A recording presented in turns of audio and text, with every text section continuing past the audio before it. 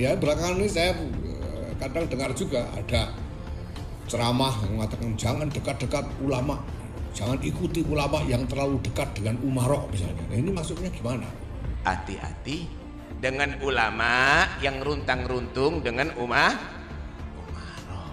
Itu ciri-cirinya yang harus dihindari.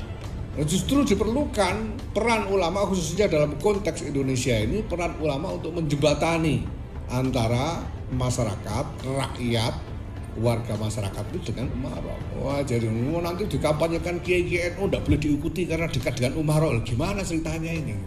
Ini tidak benar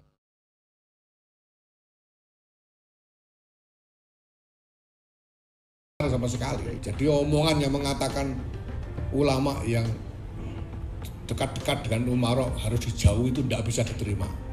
Ya, nanti Bib Ali tolong salam saya kepada Bib Taufik Asikaf ya. Jadi tidak bisa begitu itu.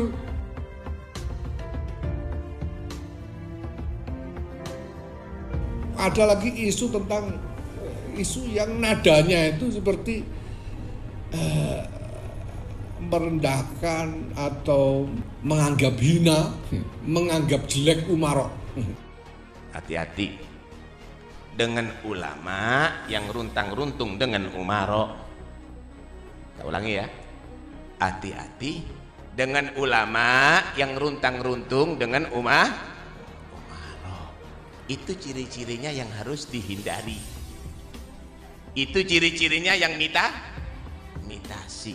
Ya belakangan ini saya kadang dengar juga ada ceramah yang mengatakan jangan dekat-dekat ulama, jangan ikuti ulama yang terlalu dekat dengan umarok misalnya. Nah, ini maksudnya gimana? Bukan bergaul terus dengan umarok, runtang-runtung terus dengan umarok. Kalau melakukan itu berarti udah menjadi pengkhianat Rasulullah. Hati-hati dengan yang mitasi model begini. Nah nanti kalau umaroknya ternyata ulama juga gimana? Karena dulu itu ya umarok itu ya ulama, bahkan di dalam wawasan keagamaan klasik yang kita miliki, syarat menjadi umarok itu harusnya ulama gitu. Imam itu harus mujtahid. Lah kalau ulama-ulama ini tidak boleh dekat dengan umarok itu, terus bagaimana? Ya, justru diperlukan peran ulama khususnya dalam konteks Indonesia ini, peran ulama untuk menjembatani antara masyarakat, rakyat, warga masyarakat itu dengan umarok. Yang tidak boleh itu kan kalau ada sultan zolim, lalu ada ulama yang datang kepada sultan zolim itu untuk kepentingan pribadinya sendiri, itu yang tidak bagus. Ya. Ya. Tapi Nahdlatul Ulama ini jamaiyah, ini bukan pribadi-pribadi, jamaiyah. Kita punya tanggung jawab riayah kepada umat. Anda di sini dihormati, tolong dijaga. Karena leluhur Anda itu dulu, Pak Taufik, leluhur Anda itu berakhlak mulia, membaur dengan masyarakat, duduk bareng dengan masyarakat, turun. Tapi Anda tidak, Anda bak raja yang dielulukan duduk di kursi empuk. Lalu Anda Anda kayak Bahar seperti itu, bagaimana? Siapa yang mau lihat seperti itu? Tidak ada satu kiai pun yang saya lihat gila hormat seperti yang kita lihat para duria sekarang ini, yang ngaku habaib ini. Wah, jadi nanti dikampanyekan kiai NU tidak boleh diikuti karena dekat dengan umarok. Gimana ceritanya ini? Banyak nanti di akhir zaman yang disebut ulama tapi nggak asli, tapi tidak asli. Hati-hati. Kalau sampean ngikuti ulama yang asli, selamat dunia sampai akhir. Tapi kalau ngikuti yang mitasi, maka Anda bisa celaka dunia sampai akhirat. Ini tidak benar sama sekali. Bahkan Nahdlatul Ulama dan ulama-ulamanya berkewajiban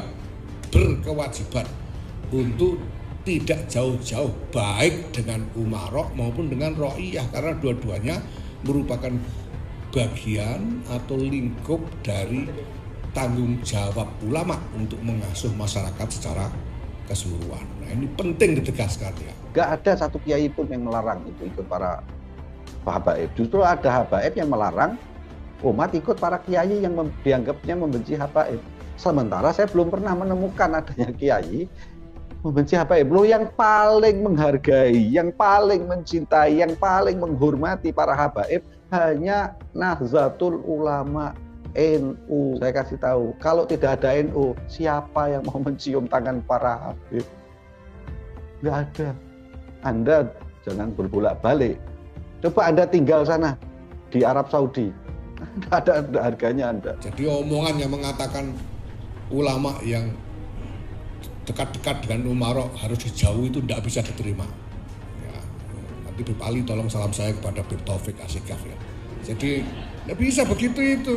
Lah kalau sekarang NU tidak boleh dekat-dekat Umarok, gimana ini? Ada urusan-urusan rakyat yang harus dikomunikasikan dengan pemerintah. Kita tidak boleh dekat-dekat. Kalau dekat-dekat nggak boleh diikuti, ini gimana ceritanya? Nah kalau kepengen dekat juga yang lain, mari saya antarkan.